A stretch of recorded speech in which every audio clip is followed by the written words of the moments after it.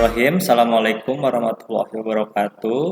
Perkenalkan, saya Ari Rinaldi, Guru Produktif Perbankan dan Keuangan Mikro dalam mata pelajaran Administrasi Pajak kelas 11. Untuk mata pelajaran Administrasi Pajak kelas 11 ini, kompetensi dasar yang pertama yang akan kita bahas adalah mengenai konsep dasar perpajakan. Nah, untuk peta konsep yang akan kita pelajari dalam KD pertama ini adalah bagaimana atau apa pengertian pajak, kemudian fungsi pajak, dan kedudukan pajak. Kemudian jenis-jenis pajak, tata cara pemungutan pajak, hingga tarif pajak.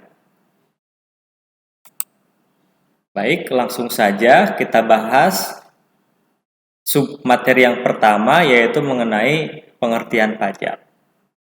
Pajak ialah iuran wajib yang dipungut oleh pemerintah dari masyarakat. Hukumnya itu wajib, ya, yang dilakukan oleh si wajib pajak. Untuk apa? Untuk menutupi pengeluaran rutin suatu negara dan biaya pembangunan tanpa balas jasa yang dapat ditunjuk secara langsung. Gunanya untuk membiayai semua pengeluaran negara, pembangunan negara seperti rumah sakit, pembangunan sekolah, jalan raya, dan fasilitas-fasilitas umum yang lainnya. Menurut Prancis, dalam bukunya, pajak adalah bantuan, baik secara langsung maupun tidak langsung, yang dipaksakan oleh kekuasaan publik dari penduduk untuk menutupi belanja pemerintahan.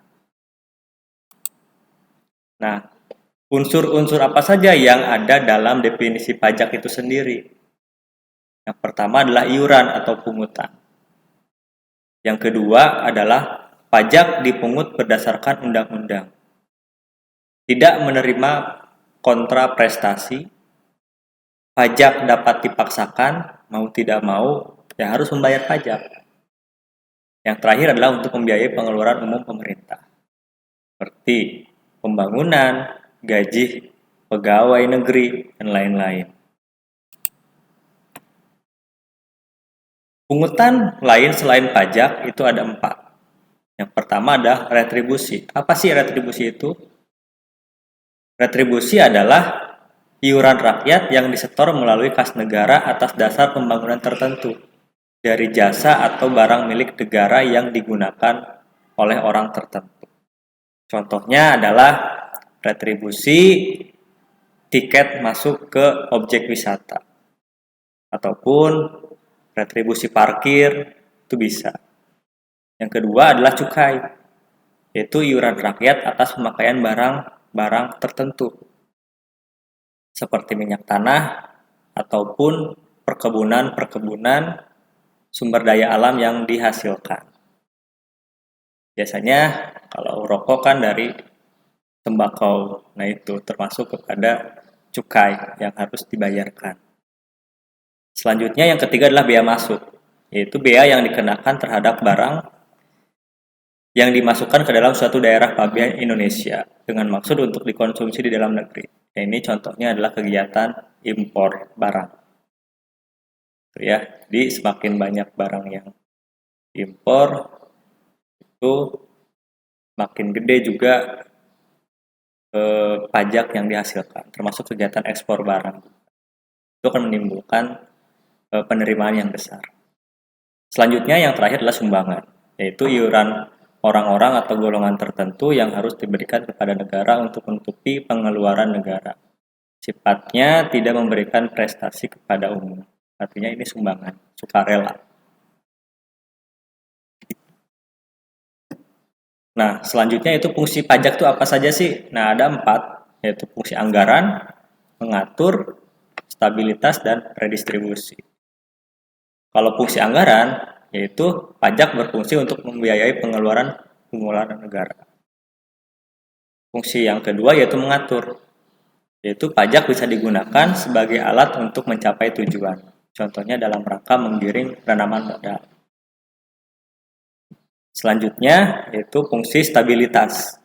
Dengan adanya pajak, pemerintah memiliki dana untuk menjalankan kebijakan yang berhubungan dengan stabilitas harga, sehingga inflasi dapat dikendalikan. Jangan sampai nilai suatu barang semakin naik, tetapi nilai mata uangnya semakin menurun.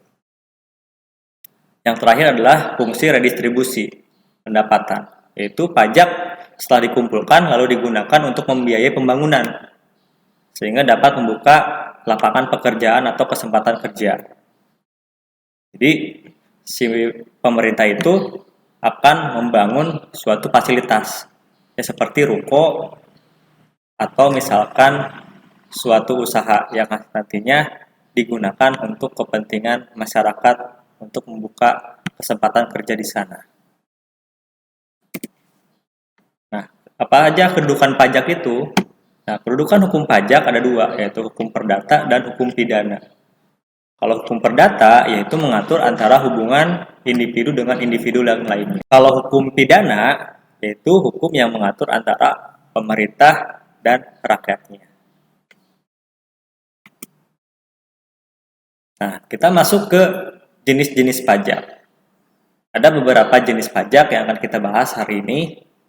Yang pertama adalah jenis pajak berdasarkan sistem pemungutnya. Nah, yang pertama adalah pajak langsung. Apa sih pajak langsung itu? Pajak yang harus dibayar sendiri oleh si wajib pajak. Ini tidak dapat dilimpahkan kepada pihak manapun. Ya, contohnya adalah kita ambil pajak PBB atau pajak penghasilan. Itu ya. Itu langsung dibayarkan oleh si wajib pajak tersebut.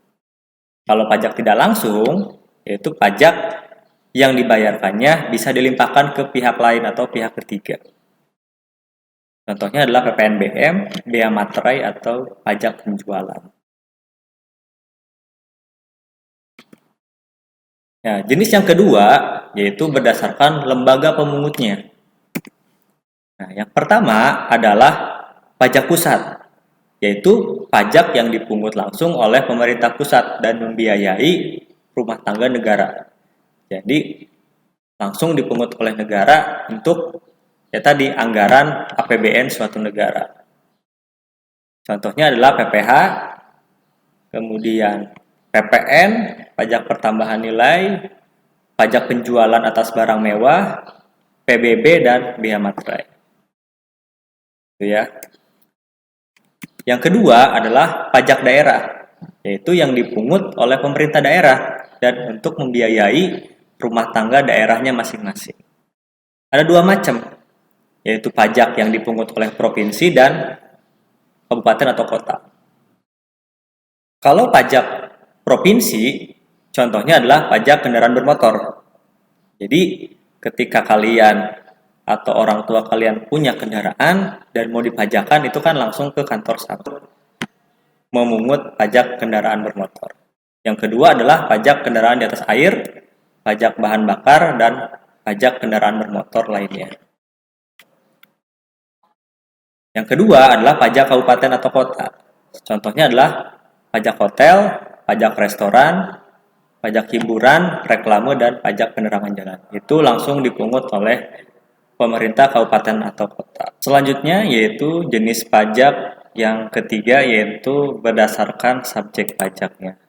Yang pertama adalah pajak perseorangan, yaitu pajak yang harus dibayarkan langsung oleh si diri wajib pajak tersebut, seperti PPH atau PBB. Yang kedua adalah pajak badan, yaitu pajak yang harus dibayarkan oleh suatu badan atau organisasi. Contohnya adalah pajak atas laba perusahaan. Macam-macam atau jenis pajak berdasarkan golongannya, pemungutnya, dan sifatnya. Contohnya untuk jenis pajak PPH dan PBB itu golongannya langsung karena dibayarkan langsung oleh si wajib pajak. Siapa yang memungutnya? Yaitu pemerintah pusat. Sifatnya objektif. Yang kedua adalah PPN dan PPNBM. Itu sama, yaitu golongannya adalah pajak langsung. Jadi dibayar langsung oleh si orang atau si wajib pajak tersebut. Pemungutnya adalah pemerintah pusat. Sifatnya adalah objektif. Yang ketiga adalah bea materai. itu golongannya langsung, dipungutnya oleh pemerintah pusat, sifatnya objektif. Kemudian bea masuk dan cukai pun sama, yaitu golongannya adalah si wajib pajak langsung, kemudian pemungutnya pemerintah pusat dan sifatnya objektif. Nah, untuk pajak kendaraan bermotor, yaitu untuk pajak langsung golongannya dan siap pemungutnya yaitu pajak daerah, yaitu provinsi di sini. Sifatnya adalah objektif, pajak hotel, restoran, kemudian hiburan, reklame, dan parkir, itu golongannya adalah pajak langsung, dibayar langsung oleh si wajib pajak. Kemudian pemungutnya adalah daerah, pemerintah daerah, dalam hal ini adalah kabupaten atau kota, sifatnya adalah objektif. Nah, selanjutnya kita bahas mengenai tata cara pemungutan pajak. Nah, yang pertama adalah stil-stil nyata atau real, yaitu pengenaan pajak yang didasarkan pada objek penghasilan nyata, sehingga pemungutnya baru dapat dilakukan pada akhir tahun, yakni setelah penghasilan yang sesungguhnya diketahui. Nah, kelebihannya dalam sistem ini adalah yaitu pajak dikenakan lebih realistis, tetapi ada kekurangannya. Pajak baru dikenakan pada akhir periode. Akhirnya, dalam tata cara pemungutan ini, biasanya si wajib pajak membayarnya adalah di akhir tahun periode tersebut. Nah, tata cara yang kedua adalah stil-stil anggapan pengenalan. Nah, yaitu pengenaan pajak yang didasarkan pada penetapan besaran anggaran di awal tahun dengan anggapan bahwa pendapatan tahun ini adalah sama dengan pendapatan tahun lalu. Itu jadi si wajib pajak membayar pajaknya yaitu bahwa jumlah yang disetorkan itu sama seperti yang tahun sebelumnya. Kelebihannya adalah pajak dapat dibayar selama tahun berjalan tanpa harus menunggu sampai akhir tahun. Kelemahannya adalah pajak dibayarkan tidak dalam keadaan yang sesungguhnya.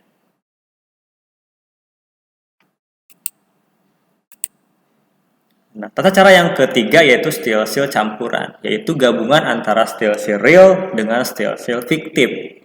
Yaitu pada awal tahun pajak menggunakan stil-stil fiktif, tetapi setelah akhir tahun menggunakan stil-stil real. Nah, contohnya yang digunakan adalah pajak penghasilan.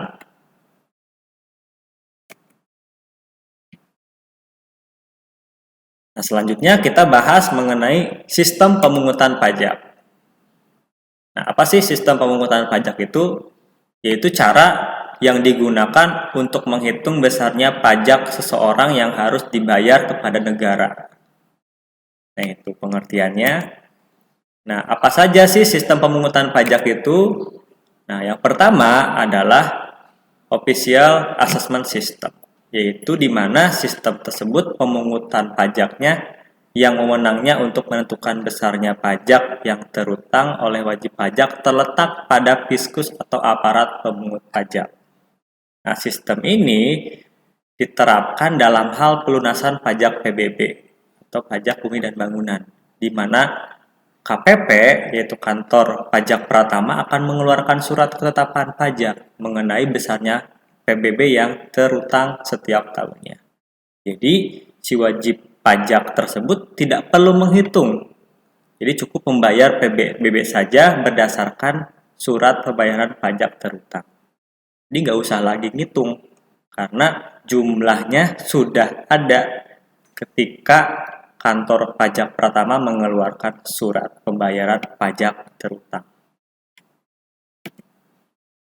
Nah, sistem yang kedua yaitu Self Assessment System, di mana suatu sistem tersebut pemungutan pajak di mana wewenang untuk menentukan besarnya pajak harus dibayar oleh wajib pajak terletak pada pihak wajib pajak yang bersangkutan. Dalam sistem ini, wajib pajak sifatnya aktif untuk menghitung, menyetorkan, dan melaporkan pajaknya sendiri ke kantor pelayanan pajak. Sedangkan Fiskus hanya memberikan penerangan atau sebagai pengawas pajak tersebut. Sistem ini diterapkan dalam penyampaian SPT tahunan PPH ataupun SPT masa PPN. Artinya, si wajib pajak tersebut disimpulkan bahwa wajib menghitung sendiri, ya, kemudian menyetorkan dan melaporkan berapa yang harus dilaporkan ke kantor pajak. Tuh, kalau self-assessment system. Nah, sistem yang ketiga yaitu adalah withholding system, di mana sistem pemungutan pajak yang menyatakan bahwa jumlah pajak yang terutang dihitung oleh pihak ketiga. Ya, jadi kalau withholding system itu melibatkan pihak ketiga atau bendaharawan perusahaan. Itu ya, contohnya adalah nih, pemotongan penghasilan karyawan yang dilakukan oleh bendaharawan suatu perusahaan. Jadi sistem ini tidak dilakukan oleh karyawan, tetapi langsung dipotong oleh si bendaharawan perusahaan. Karena yang membayarnya adalah si bendahara perusahaan, sudah diwakilkan oleh perusahaan.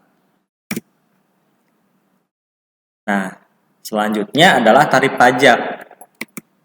Nah, ada 4 macam tarif pajak. Yang pertama adalah tarif pajak degresif, yaitu tarif pajak yang persentasinya semakin menurun apabila jumlah objeknya semakin bertambah. Biasanya kalau tarif pajak seperti ini sering dilakukan di kegiatan ekspor impor barang. Kemudian yang kedua adalah tarif pajak tetap, yaitu tarif pajak yang ditetapkan dalam nilai rupiah tertentu yang jumlahnya tidak berubah alias tetap. Contohnya adalah pajak PPN. Pajak PPN kan pertambahan nilai itu hanya 10%. Berarti tetap. Tarif yang ketiga yaitu tarif pajak progresif, yaitu tarif pajak yang persentasinya semakin meningkat apabila jumlah objeknya semakin bertambah. Nah, kita ambil contoh ketika ada beberapa orang yang memiliki lebih dari satu kendaraan bermotor. Kita ambil pajaknya yang pajak kendaraan bermotor. Nah, jika dalam STNK tersebut namanya sama, motor A dan motor B namanya sama, itu dia akan mendapatkan pajak progresif, yaitu pajak yang persentasinya semakin bertambah karena dia memiliki jumlah objeknya yang lebih dari satu. Nah, jika kalau misalkan jumlah kendaraannya banyak, otomatis kalau misalkan dia namanya sama, otomatis dia akan mempunyai jumlah pajak yang semakin besar. Tuh, contohnya untuk tarif pajak progresif di pajak kendaraan bermotor. Nah, yang terakhir adalah tarif pajak proporsional, yaitu tarif pajak yang menggunakan persentasinya tetap terhadap berapapun jumlah objek pajaknya. Nah, contohnya adalah tarif pajak untuk materai. Ya, biaya materai kan kalau sekarang 10.000, berapapun itu tetap 10.000, tidak akan berubah. Kecuali kalau ada perubahan undang-undang untuk tarif pajak untuk biaya materai. Mungkin bisa kemungkinan nanti 12.000 atau 15.000 untuk satu materai.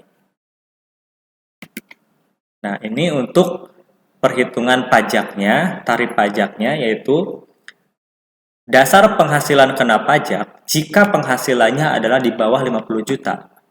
Jadi, dia akan dikenakan tarifnya adalah 5%. Tapi jika dia penghasilannya 50 sampai 250 juta, dia akan dikenakan pajaknya adalah 15%. Kemudian yang selanjutnya adalah jika dia penghasilannya 250 sampai 500 juta, dia akan dikenakan pajak, tarif pajaknya adalah 25%.